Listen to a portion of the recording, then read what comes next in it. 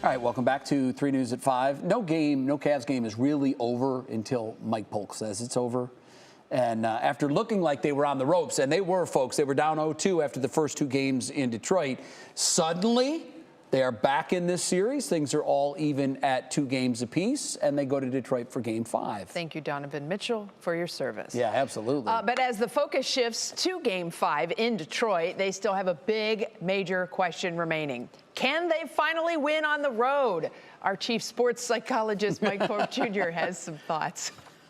Ooh, boy. Looks like we got ourselves a nice little basketball series going on here, don't we, folks? The Cavs took care of business at home last night, tying up the series at 2-2, much to the pleasure of Cavs fans and their owner, Dan Gilbert, who reminded the social media crowd that we are now in a best-of-3 series, and it's ours for the taking. Can they do it? Well, if the team that we watched last night shows up in Detroit tomorrow, it certainly seems plausible. Outside of some subpar three-point shooting, most everything else was clicking for the Cavs last night. Our big men played big, and James Harden had his second impressive playoff performance in a row, which should at least temporarily silence the beard bashers. I think I even saw him play defense at one point, so he is clearly locked in. But obviously this game belonged to the Spider. Donovan Mitchell controlled the tempo throughout the contest and finished with 39 points in the second half, which ties an NBA playoff record for most points in a half set by the Warriors' Eric "Sleepy" Floyd in 1987, back when we still did nicknames right. Are the Cavs frustrating? Of course they are. Their uncanny ability to fluctuate from quarter to quarter, from being one of the best teams I've ever seen play to one of the worst, is nothing short of remarkable and should probably be studied by sports scientists. But while it's true that the most consistent thing about the Cavs has been their inconsistency, the fact remains that they're still here. They're still battling, and they are in a great position to win this series and advance to the Eastern Conference Finals. But only if they can get over one minor issue that has thus far proven quite troublesome this postseason. They need to find a way to win a game outside of Cleveland. The Cavs are really tough at home, undefeated here in the playoffs, as a matter of fact.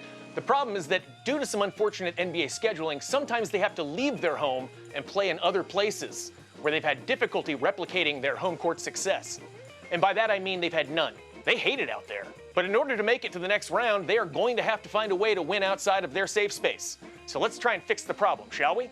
Virtual reality technology has advanced in leaps and bounds as of late, and I believe that might be the key to taking Game 5. Confirmed rich guy Dan Gilbert should simply purchase the most cutting-edge VR goggles currently available on the market and distribute them to the entire team. We then program the goggles to project an environment that is identical to that of Rocket Mortgage Fieldhouse, so as to provide our players with the illusion that they are not playing in Detroit, but are, in fact, competing in the comfort of their own home, where they have proven to be so much more adept. Every detail will be perfectly replicated. The arena full of angry Detroit fans booing them will be replaced by worshipful Cavs fans applauding their every movement. Is my proposed strategy unorthodox? Indeed. But desperate times call for desperate measures. And if it helps us get out of this round, I'm willing to try virtually anything. Pack that vibe from last night and bring it to Motown with you, boys. You got this. Go Cavs.